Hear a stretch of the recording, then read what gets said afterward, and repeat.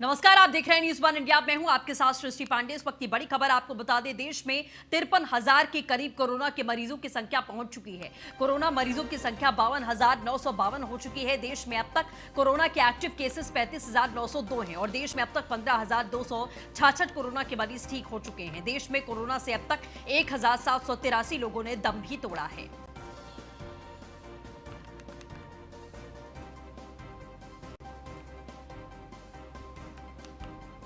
तो देश में आंकड़ा लगातार बढ़ता जा रहा है। 53,000 के पार यह आंकड़ा जा चुका है। आपको बता दें कि तमाम कोरोना के मरीज ऐसे भी रहे हजारों की संख्या में जो ठीक होकर अपने घर गए हैं।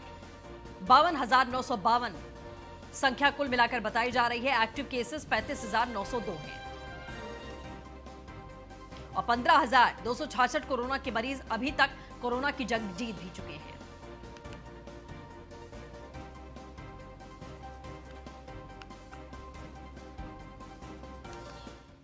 लखनऊ से बड़ी खबर है, जहां यूपी एसटीएफ को बड़ी सफलता हाथ लगी है। आपको बता दें, एसटीएफ ने 25,000 के इनामी अपराधी को दबोच लिया है। जी हां, शातिर अपराधी जितेंद्र सिर्फ उर्फ मुन्ना गिरफ्तार किया गया है। नरेंद्र नगर सुल्तानपुर से इसको गिरफ्तार किया गया है।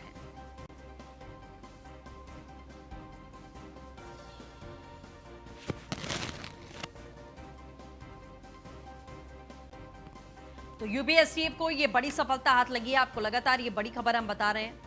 एसटीएफ ने 25,000 के नामी अपराधी को धर दबोचा है।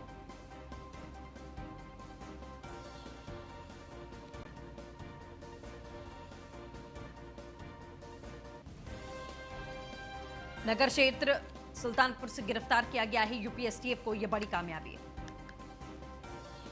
नीलेश चौहान हमारे सहयोगी जुड़ चुके हैं। नीलेश, एसटीएफ को बड़ी कामयाबी मिली है, क्या कुछ जानकारी इस खबर को लेकर?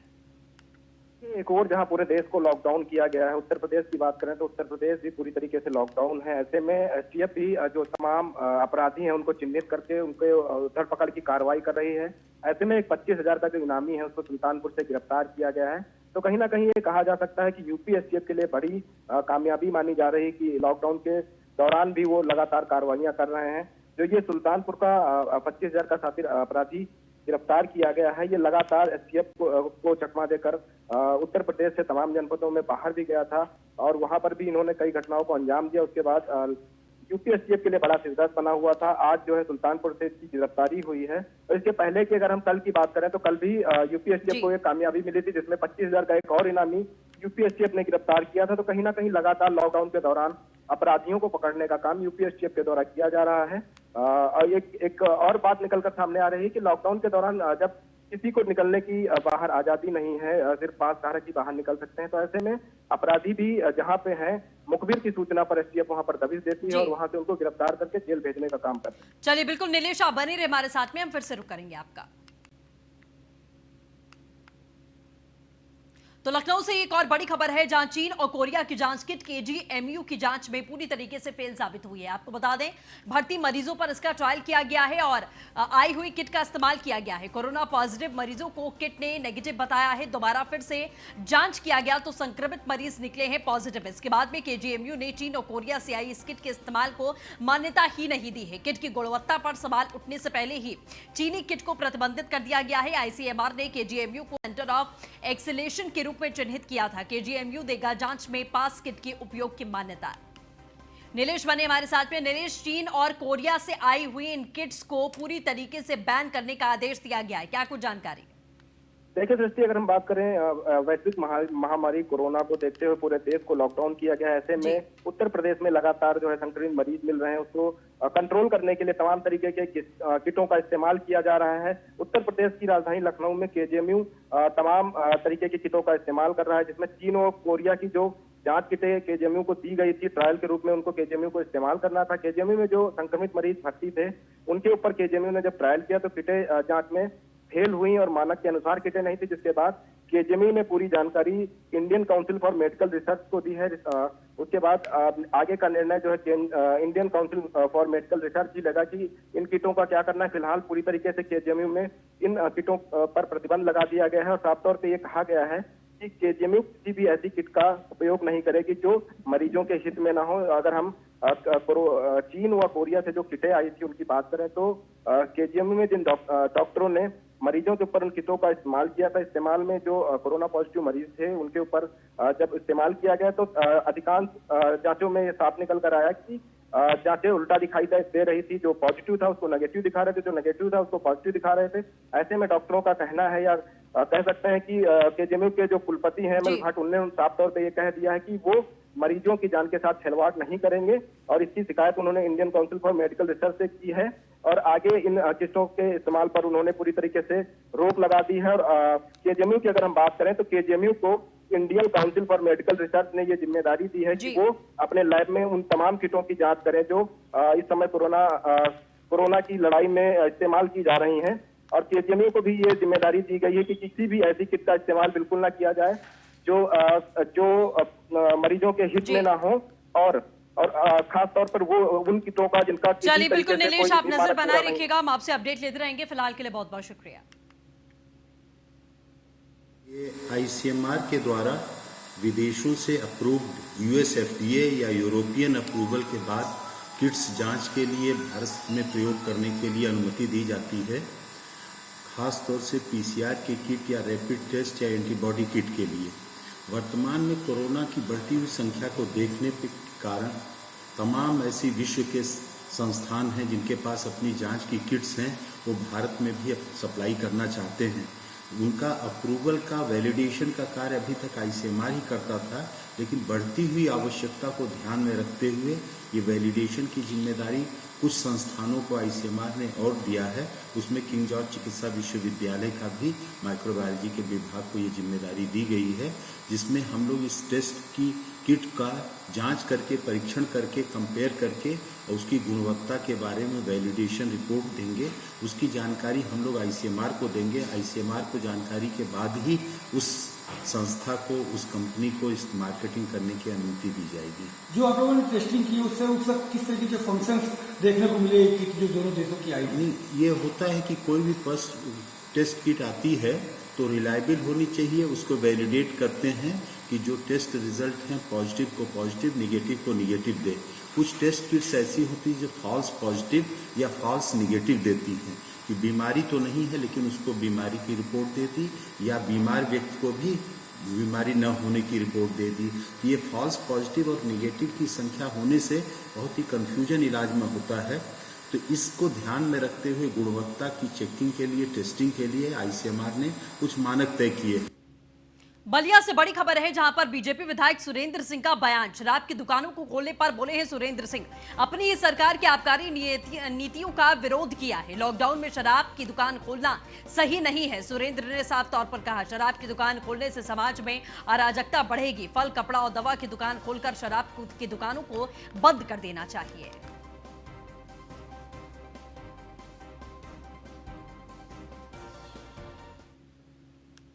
काम के लिए इंसान की जान को खतरे में रखना ये बिल्कुल ठीक नहीं है। जब शराब की दुकान खुलेगी तो फिर कौन सा सोशल डिस्टेंस मेंटेन अप करवाएं। शराब की दुकान खुलने का मतलब महाराज, वो आदमी समाज को भी संकट में डालेगा और परिवार को भी संकट में डालेगा। और गरीबों के लिए, जो गरीब घर के शराबी हैं वो तो समझिए कि नहीं, शराब के लिए भोजन भी परिवार में नहीं मिलेगा और शराब पी जाएगा। ऐसी स्थिति में मेरा व्यक्तिगत विचार है, मेरा कोई पार्टी से और उसका विचार नहीं, मैं व्यक्तिगत विचार के आधार पर कर सकता हूं कि अभी जब तक लॉकडाउन चल रहा है तब तक शराब पर प्रतिबंध लगाया जाना चाहिए, नहीं तो समाज और विभत्स रूप में हो जाएगा। हम तो समझ नहीं पा रहे हैं अब अपने, और व्यथा को रोक भी नहीं पा रहे हैं कि भाई खोलना ही है कि किसी को तो फल की दुकान खोलिए, दूध की दुकान खोलिए, दवा की दुकान खोलिए, कपड़ा की दुकान खोलिए, एक लिमिट के लिए खोल दीजिए। सब लोग अपना अपना काम चला लें और जो भी करना है फिर प्रतिबंधित कर दीजिए। ग्रेटर नोएडा से बड़ी खबर है, जहां यूपी एसआईडीए के क्षेत्रीय प्रबंधक अधिकारी अपने पद से हटा दिए गए हैं। भ्रष्टाचार और पद की गरिमा का गलत इस्तेमाल करने का आरोप लगा था। क्षेत्रीय प्रबंधक अधिकारी पर जांच के बाद कार्रवाई की गई है। शासन ने यूपी एसआईडीए सूरजपुर के क्षेत्रीय प्रबंधक अजयदीप को पद से बर्खास्त किया है। कानपुर यूपी एसआईडीए मुख्यालय से अटैच किए गए अजयदीप मामले में संयुक्त सचिव अनिल कुमार ने कार्रवाई को अंजाम दिया है।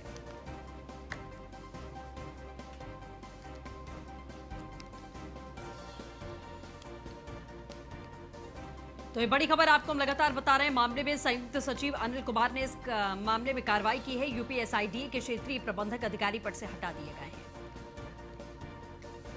भ्रष्टाचार और पद की गरिमा का गलत इस्तेमाल करने का इनके ऊपर आरोप लगा था। क्षेत्रीय प्रबंधक अधिकारी पर जांच के बाद में कार्रवाई की गई है। ललित पंडित अपडेट के साथ जुड़ चुके हैं। ललित, क्या था पूरा मामला, एक बार विस्तार से बताइए। ललित, आवाज मिल रही है आपको? जी बिल्कुल। यूपी सीडा के जो क्षेत्रीय प्रबंधक अधिकारी अजयदीप सिंह, जिनके बारे में पहले कई बार किसानों के द्वारा यहाँ पर जब भी अधिकारी आते हैं उनसे शिकायत की जाती है और बार बार उन पर आरोप लगाया जाता है कि वो भ्रष्टाचार जो यूपी सीडा के अंदर फैल रहा है उसको कहीं ना कहीं सह देने वाले अधिकारी अजयदीप सिंह है। इसकी शिकायत जब शासन स्तर पर किसानों के द्वारा की गई तो उसमें जांच कमेटी बैठाई गई। जांच के बाद में अब जो यहाँ के क्षेत्र प्रबंधक है अजयदीप सिंह, उनको यहाँ से हटा करके जो कानपुर कार्यालय है उस मुख्यालय से अटैच किया गया है। साथ में यहाँ पर जो जानकारी, ये पूरी जानकारी अनिल कुमार जो संयुक्त सचिव हैं यूपी सीडा के, उनके द्वारा ये पूरी जानकारी दी गई। उनके द्वारा बताया गया कि अजयदीप सिंह के खिलाफ जो शिकायतें मिली थी उनमें कहीं ना कहीं सच्चाई थी, जिसको देखते हुए तुरंत उनको यहाँ से हटाया गया है और कानपुर मुख्यालय से अटैच कर लिया गया है। जी चलिए, अपडेट के लिए बहुत बहुत शुक्रिया। सहारनपुर में घटने लगा है कोरोना संक्रमण का ग्राफ। आज आए 9 सैंपल की लिस्ट में सभी नेगेटिव पाए गए हैं। आपको बता दें 30 लोगों को आज अस्पताल से डिस्चार्ज किया गया है। 26 लोकल और 4 फतेहपुर सीएससी से डिस्चार्ज किए जाएंगे। जिले में कोरोना के एक्टिव केस की संख्या 89 है।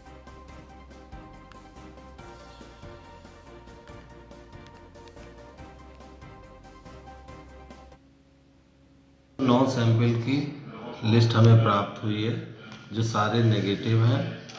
इसमें से आज हम लोग 30 केसेस को रिलीज़ कर रहे हैं। 26 केसेस ग्लोबल मेडिकल कॉलेज से और 4 केसेस हम फतेहपुर सीएससी से रिलीज़ कर रहे हैं। इस तरीके से हमारे टोटल डिस्चार्ज पेशेंट 101 हो गए।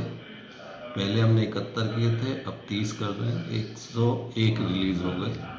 टोटल केसेस हमारे ज़िले में 190 थे, जिसमें से ये रिलीज़ करने के बाद अब हमारे ज़िले में total 89 cases active corona positive के हैं। जी हाँ, तो बड़ी खबर हमने सहारनपुर से आपको बताई है। जिस तरीके से महामारी लगातार हर इलाके में बढ़ रही है, उस हिसाब से सहारनपुर से एक पॉजिटिव खबर भी सामने आई है, जहां केसेस अब धीरे धीरे घटने लगे हैं। मतलब साफ है कि कुछ एरियाज ऐसे हैं जिसमें ये आंकड़ा घटता हुआ नजर आ रहा है और थोड़ी राहत भरी ये खबर है आज के माहौल में। तो आज की जितनी भी सैंपल के रिपोर्ट्स के टेस्ट किए गए थे वो सारी की सारी रिपोर्ट्स नेगेटिव आई हैं। 30 लोगों को हॉस्पिटल से डिस्चार्ज किया जाएगा। एक्टिव केसेस की बात करें तो कुल मिलाकर 89 लोगों की संख्या एक्टिव केसेस की रह गई है।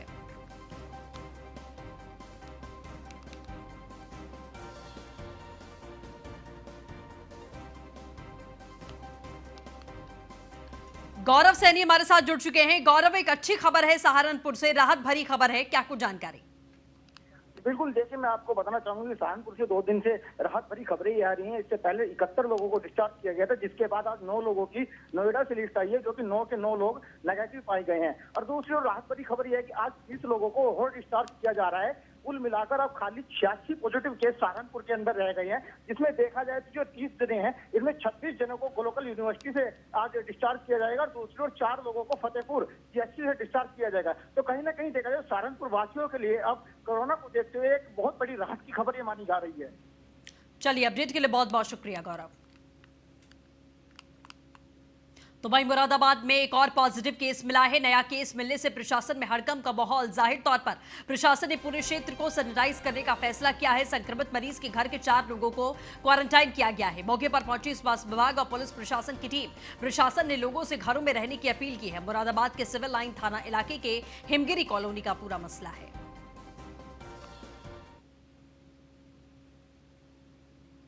एक प्रमोद शर्मा कल प्राइवेट जांच कराई थी, उसके पॉजिटिव निकला, उसकी जांच के लिए लोग। अब आगे की क्या प्रक्रिया है सर? तो ये है कि जो भी कॉन्टैक्ट वाले सबकी जांच करेंगे और बाकी को इलाज उनका शुरू हो गया। प्रमोद शर्मा का टाइम में है ना। अच्छा, जो संपर्क में होंगे क्वारंटाइन करने की भी क्वारंटाइन कर दिए हैं और बाकी जो है सब क्वारंटाइन कर रहे हैं, सबकी जाँच कर रहे हैं। कितने लोग को क्वारंटाइन किया गया है सर? घर में 4 लोग क्वारंटाइन। कोई क्षेत्र में कोई अपील की गई है, क्या कहा गया है कि सब अपने अपने घर में रहें और दूरियाँ बना कर रखें, मास्क का इस्तेमाल करें और सहयोग करें प्रशासन को और स्वास्थ्य विभाग। तो वहीं फिरोजाबाद में आरोग्य सेतु ऐप को जिला प्रशासन एक संजीवनी की तरह अब देख रहा है। यहां पर बढ़ते कोरोना मरीजों की संख्या को रोकने के लिए प्रशासन अब प्रत्येक व्यक्ति तक पहुंचना चाहता है। लगभग 32 लाख की आबादी वाले जिले में अभी तक 1,53,000 के लोगों ने आरोग्य सेतु ऐप को डाउनलोड किया है। प्रशासन चाहता है कि ज्यादा से ज्यादा लोग इस ऐप का इस्तेमाल करें। इसीलिए डीएम ने अब पुलिस प्रशासन को बोला है कि जो लोग चेक पोस्ट से निकले, पुलिस इस बात को भी चेक करे कि वो आरोग्य ऐप का उपयोग कर रहे हैं या नहीं, और जो लोग इस ऐप का उपयोग नहीं करते हैं उनको सख्ती के साथ में डाउनलोड करवाया जाए, तब उसे आगे जाने दिया जाए। एक्चुअली भारत सरकार ने जो आरोग्य सेतु ऐप लॉन्च किया है वो हमारे लिए काफ़ी लाभकारी सिद्ध हुआ है, क्योंकि इस ऐप का मुख्य उद्देश्य यह है कि प्रत्येक व्यक्ति अपनी सुरक्षा स्वयं कर सके। हमारे आसपास के क्षेत्रों में अगर कोई कोरोना पॉजिटिव व्यक्ति पाया जाता है तो इस ऐप के द्वारा, आरोग्य सेतु ऐप के द्वारा हमें ये जानकारी प्राप्त हो सकती है। एक कोरोना पॉजिटिव व्यक्ति है, एक कोरोना संक्रमित व्यक्ति है, तो मुझे इस ऐप के द्वारा इस चीज़ की जानकारी प्राप्त हुई है। अतः मैं ये सभी से ये कहूँगी, ये अनुरोध करूँगी कि सभी व्यक्ति, सभी नागरिक इस ऐप का प्रयोग जरूर करें। एक्चुअली भारत सरकार ने जो आरोग्य सेतु ऐप लॉन्च किया है वो हमारे लिए काफ़ी लाभकारी। सेतु ऐप के लिए आप बराबर बोल रहे हैं, कितने अभी तक हो चुके हैं लोग जिन्होंने इस ऐप को डाउनलोड किया है, इसका लाभ उठा रहे हैं?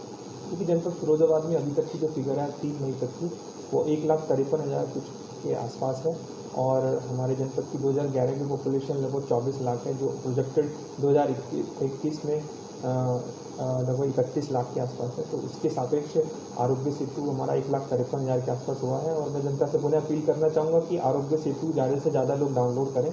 उसमें आप लोगों के सेहत के लिए है, कोई भी अलर्ट आता है तो आप लोग अलर्ट भी हो पाएंगे।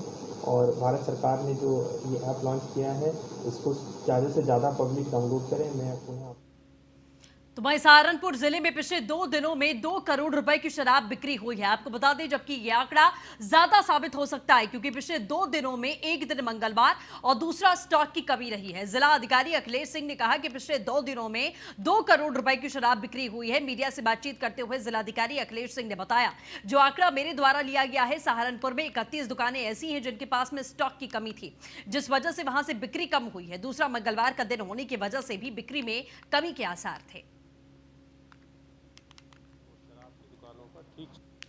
2 दिन में जो मेरा आकलन है और जो मैंने रिपोर्ट लिया है, उसके मुताबिक लगभग 2 करोड़ रुपए की जो है शराब बिकी है। कल चूँकि मंगलवार था, इसलिए मंगलवार की वजह से और लोगों के यहाँ स्टॉक की भी कमी थी, और 31 दुकानें ऐसी थीं जो स्टॉक ख़त्म होने की वजह से जहाँ से बिक्री नहीं हुई। तो इस तरह 2 दिन में लगभग 2 करोड़ रुपए की शराब की बिक्री हुई है। जैसे कि सोशल डिस्टेंसिंग, जहाँ तक मुझे जानकारी है, और हम लोग भी क्षेत्रों में निकले हैं, तो शराब की दुकानों पर ठीक सोशल डिस्टेंसिंग, लोग फासला लगा कर देखते जो है।